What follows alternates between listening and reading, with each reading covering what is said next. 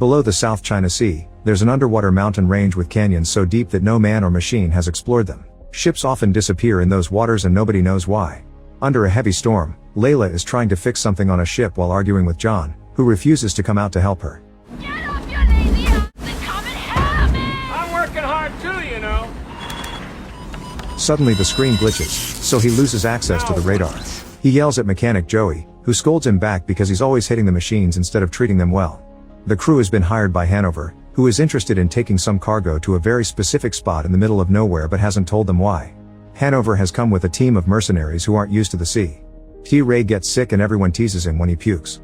An argument ensues between T-Ray and Mamuli and they threaten each other with their weapons, but they end up laughing it off.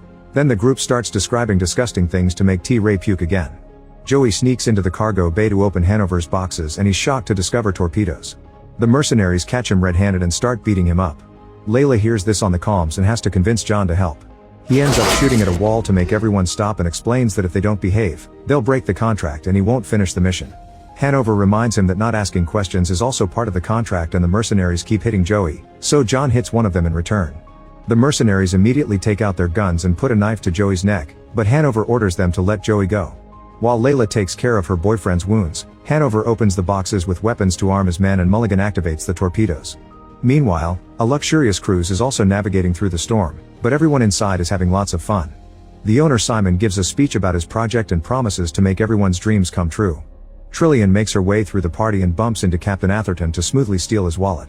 She goes outside to empty it and is creeped out by a strange noise coming from the sea. Afterward, Trillian picks the lock on the security office and covers the camera with bubblegum. Then she uses the card she stole from Atherton's wallet to access the vault, where she finds priceless jewelry. At that moment, Simon and Atherton come in and make their men arrest her. It turns out they've received a report with Trillian's criminal file, which details all her robberies, convictions, and the fact that she's wanted in 4 countries. Simon slaps her and Atherton takes back his card.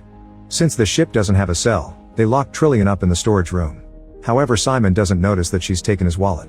Trillian is happy to eat and drink the fancy things in the storage. In the control room, a mysterious person breaks in and hacks into the computer to access the disks, which they proceed to exchange for their own. After they leave, all systems go off, so the ship loses access to the comms and the radar malfunctions.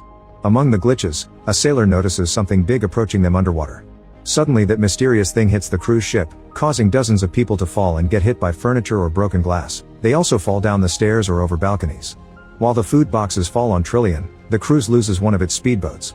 The crowd panics and runs through the corridors, pushing and stepping on each other as they try to escape. A woman hides in the bathroom and hears a strange noise in the walls.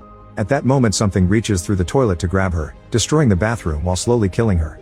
Back to John, he sees the mercenaries making holes at the bow to install a torpedo launcher. The radar is still failing, but it can detect something in the water. It's the fallen speedboat, but by the time John sees it, it's too late. His ship crashes into the speedboat and a huge explosion happens, which severely damages many areas of the ship including the engine. John has no choice but to shut all systems down.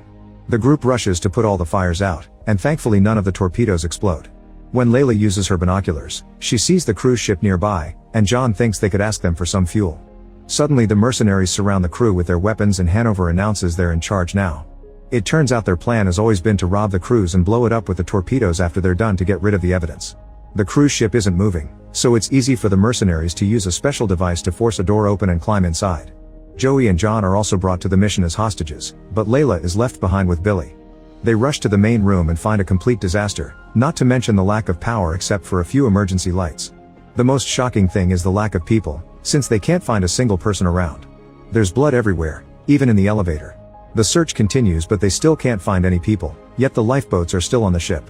Suddenly they hear an explosion and the mercenaries open fire, shooting their guns for several minutes until John points out it's just a malfunctioning firework.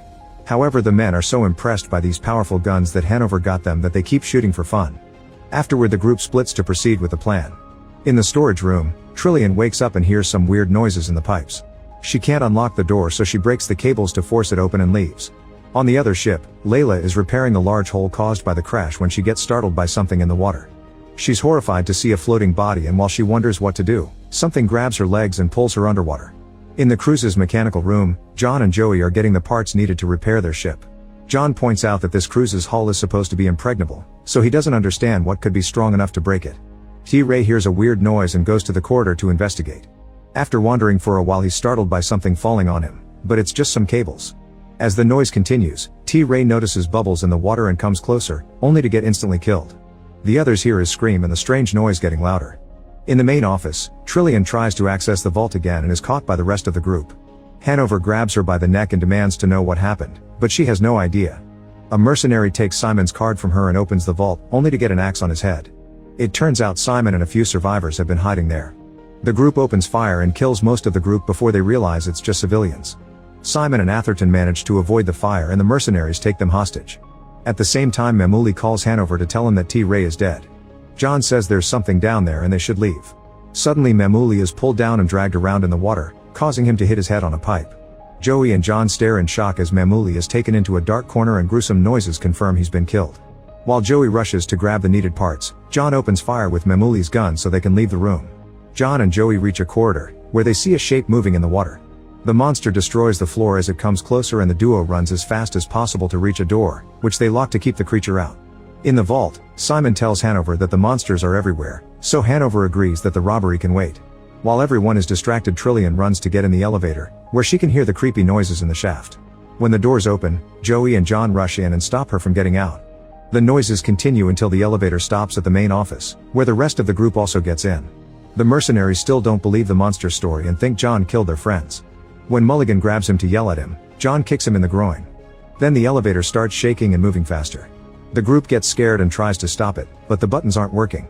At that moment the cables break and the elevator begins to fall at great speed. Thankfully, when it crashes, the doors break and everyone rolls out. On this floor, they're horrified to find blood all over the place and skeletons covered in goo. At the end of the corridor, the door is starting to bend and the lock is finally broken. The walls also start bending, but it stops in just a few seconds. The group waits in silence, hoping the creature will go away. However, when a mercenary accidentally steps on a skull, the noise causes the monster to go crazy and hit the walls again. Hanover and John open fire as the group retreats, reaching another door and locking it before the monster can touch them. In the other ship, Billy is looking for Layla and notices something weird in the water. Minutes later the group makes it to the maintenance room, where there's no blood or damage. Simon and Atherton explain they couldn't call for help because something messed with the system. However, John concludes Simon did it because he's noticed that he and Hanover know each other. It turns out Simon is in debt, so he hired the mercenaries to loot the cruise and blow it up for the insurance money. He had planned to save the passengers on the lifeboats, but the monsters ruined everything. Atherton gets furious and jumps on Simon, so Hanover has to separate them. While they're distracted, Trillian steals a gun. At that moment Joey sees some goo falling on his shoulder and when he turns around, he screams at the sight of giant tentacles on the ceiling. John opens fire, causing blood and goo to fall all over them. The bullets tear a tentacle open and Billy falls from it. He screams in unbearable pain as the goo slowly disintegrates his body until only the skeleton is left. The horrified group starts running while shooting the guns, destroying as many tentacles as they can. However, the monsters appear to be in every corner of the ship. The team splits as they panic and Trillian finds John to ask him to take her away in his ship. They're interrupted by an attacking tentacle that makes Trillian run away. John notices that the tentacle has teeth but no eyes. It also reacts to any sound. No matter how slowly John moves, the monster hears him and opens its tentacle mouth to attack. Thankfully, Trillian comes back with open fire and wounds the tentacle until it leaves. In another corridor, Simon finds Atherton with his leg caught by the monster, but he refuses to help. Trillian and John arrive and try to get him out, however the monster is too strong and quickly devours him. The others also come in and open fire with John until they can't see the creature anymore. Simon explains that by judging by the size, the tentacles are actually a mutated version of a worm known as Ada. They spit out the skeletons after sucking out all their prey fluids. John announces he's going back to his ship and everyone follows him. Soon the emergency lights also go out and they have to use flashlights. Unfortunately, the only passage that can take them to the exit is flooded, so John, Hanover, and Mulligan agree to dive in to check if it's a swimmable distance. As they look around, Mulligan finds a severed arm and he freaks out. John and Hanover have to pull him out when they reach the other end. At that moment a monster appears in the corridor behind the other group and Joey has to hurry to close the door. The beast starts pounding on the steel, so a terrified Simon jumps into the water to join the others. The door eventually blows off and the worms try to attack the humans, who immediately open fire. The strength of the mercenary weapon causes Trillian to fall into the water too. Soon Joey runs out of bullets, so he also jumps into the water. The last mercenary keeps on firing until the worm retreats, then he follows the others. Unfortunately, a worm finds him and captures him, so before dying he activates a grenade to bring the beast down too. The group reunites in the kitchen and discusses their options. Simon explains he did hire a rescue team as part of the plan, but it'll arrive in 24 hours. Half of the group thinks they should go to John's boat while the other thinks they should wait in the kitchen because there's enough food to survive. Mulligan starts losing his mind and Hanover has to keep him back at gunpoint. Suddenly a worm appears behind Mulligan, so everyone runs away while he opens fire. The stray bullets hit the stove and start a fire, causing the worm to retreat into a vent. A smug Mulligan yells at the vent to taunt the monster, who then appears behind him and swallows him whole. The rest of the team is trying to find an exit, but the monsters keep closing every door they find. They also break some cables to block the corridor, and Simon realizes the worms are forcing them to go to the ship's bow. He tells the others how to get there, but he takes a different hallway. When the group enters the bow, they're horrified to find skeletons and blood everywhere. Suddenly the hull breaks and a huge wave floods the bow. The group runs back through the corridor and finds Simon, who closes a door on their faces. The water soon hits John and Trillian, making them lose the bag with the ship parts. The monsters chase after Joey and Hanover, who throws a grenade. The explosion slows the creatures down, but it's not enough to stop them. Hanover decides to shoot Joey's leg to make him fall and leaves him behind as bait. Joey manages to find a dumb waiter and hides inside, so the monsters go after Hanover instead. In the casino room, Joey takes a break and is suddenly startled by Hanover, who is slowly being eaten by a worm. Joey gives him a gun before running away, and Hanover tries to shoot him but he fails. Then Hanover tries to self-delete to stop his suffering, but he wasted the last bullet and now he has to live through being devoured. Meanwhile, Simon makes it outside and realizes the cruise is going to sink. He also sees an island nearby. John and Trillian also make it outside, so John returns to his ship while Trillian enters a side door to search for a motorboat. Inside the ship, John reunites with Joey and they make a plan. They'll activate the torpedoes and put the ship on autopilot to send it after the worms. While working on repairs, Joey starts crying when he realizes Layla is dead. After a few failed tries, they finally get the systems running and the duo says goodbye to their ship before leaving. In the cruise, Trillian finds the boat's keys, but she's suddenly cornered by Simon.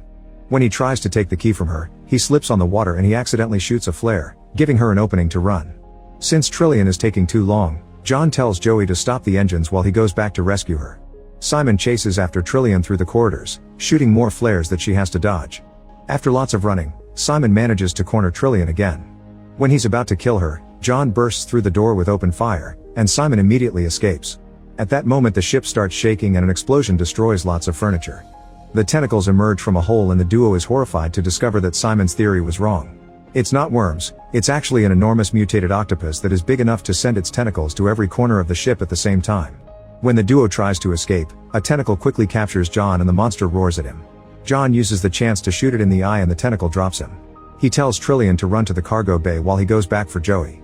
When John returns to his ship, he finds goo in Joey's jacket, indicating he's been eaten. After taking a moment to grieve and activate the autopilot, he goes back to the cruise and startles Trillian, who almost shoots him down. Meanwhile, Simon is outside and sees that John's ship is working, so he jumps to board it and breaks his leg in the process. He has to drag his body to the control room where he tries to take control of the ship, but he can't override the autopilot. John and Trillian get on a motorboat, but when they try to leave, they find the tentacles blocking the exit. A chase ensues through the corridors while John keeps shooting at the beast to slow it down. The monster then tries to approach them from a different hallway, so John shoots the elevator buttons to open it and crosses both sets of doors, which close behind them and leaves the monster out. Simon screams as the ship crashes against the cruise, causing a big explosion that sends fire through every room and corridor. The duo drives as fast as possible and manages to jump out of the cruise right before the flames could reach them. The cruise soon goes down in an even bigger explosion, killing the mutated octopus in the process. In the morning, John and Trillian make it to the island. The motorboat won't work anymore, so they have to wait for help. After they share a kiss, they see something in the water. It's Joey, who has managed to escape. The friends finally reunite, but their happiness is short-lived because they hear a loud roar in the forest. Make sure to subscribe and turn on notifications so you can watch more videos like this. Thanks for watching.